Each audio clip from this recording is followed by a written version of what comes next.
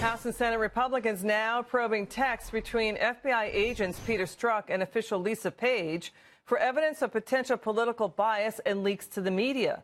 Look at this. The Justice Department currently has 27 ongoing criminal leak investigations. That's triple the prior 3 years combined. Some of the FBI texts show Peter Strzok and Lisa Page trying to track down, for example, New York Times reporter Matt Apuzzo. Even his lawyer and his wife, Matthew Apuzzo, covered the Russia collusion probe at the New York Times. Here's Lisa Page texting to Peter Strzok, quote, we've got a list of kids with their parents' names. How many Matt Apuzzos could there be in D.C.? Later said she found information on the reporter's wife, too, found a dress looking for her and the lawyer. In another text, Peter Strzok cautions Lisa Page about using the work smartphone to track down information, saying, quote, I wouldn't search on your phone, your work phone. No idea what that might trigger. And she responded, oops, too late. Let's bring in, look who's here, Fox News senior judicial analyst. He is Judge Napolitano. What's the implication of all this? What's going on here? The implication is the public realization that the government employees are the best leakers in the business.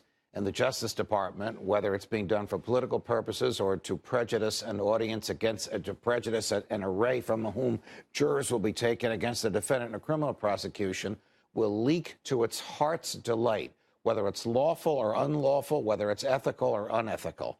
So though I am dismayed by this, I am not surprised, and in some respect, it is gratifying because the public needs to know about it. This is not a left versus right. This is not a Trump versus Hillary, although in this case it apparently was. This is a culture in government which defies the rules that were written to regulate the government and leaks away. You know, if this was against a Democrat president or a contender, right? Well, then the mainstream media would be all over. Right, but I'm saying swap out the name Trump. Your point is this is about the problem with this going on at the FBI. Yes. Yeah.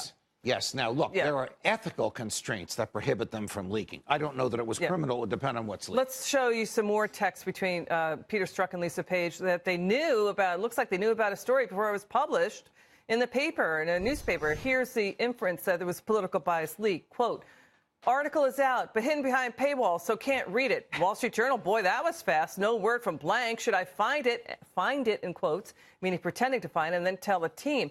I mean, didn't James Comey manufacture a memo and then get it leaked to a Columbia University professor and then leak it to the media? Well, I mean, there was that going on, too. Comey claims it was an accurate and contemporaneous description of his interactions with No, but I'm talking about the culture of leaks at the FBI right now. The culture of leaks is pervasive in law enforcement, not just in the Justice Department, but primarily in the Justice Department. If you talk to criminal defense lawyers, particularly white-collar criminal cases, that they are up against not only the lawyers on the other side of the courtroom, but anonymous leakers in the DOJ who are undermining them in the public sphere. We don't have a lot of time remaining. We want to get to this story. Fusion GPS, they're the firm that was behind that anti-Trump Christopher Steele dossier. Right. The founder, Glenn Simpson, testifying for Senate Judiciary Committee. Those transcripts are out.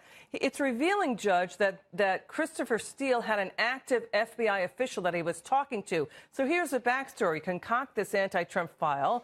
Does the FBI pay for it? Does the FBI then talk about it in leaks to the media before the election? Or anything? The idea that the FBI offered to pay for this if he could corroborate it has been out there for a long time. It's my opinion that that's what happened. Not everybody agrees with me, and I have reasons for the opinion. But James Comey won't say either way, right? Correct. But now we know from Simpson's testimony that the FBI had a contact in the Trump campaign. We don't know if it was an undercover agent or just some human being that was spilling the beans to the FBI. What does this mean? Getting closer and closer and closer, my dear Elizabeth, to whatever the truth is. Right, and Steele he was talking to somebody at the FBI as well. Yes. That came out of the Simpson. He's talking to somebody at the FBI, and the FBI has a contact in the Clinton campaign, and Fusion GPS is coordinating all this. Wow, I mean, with surveillance capabilities growing, and this is going on, you've pointed that out. Yeah.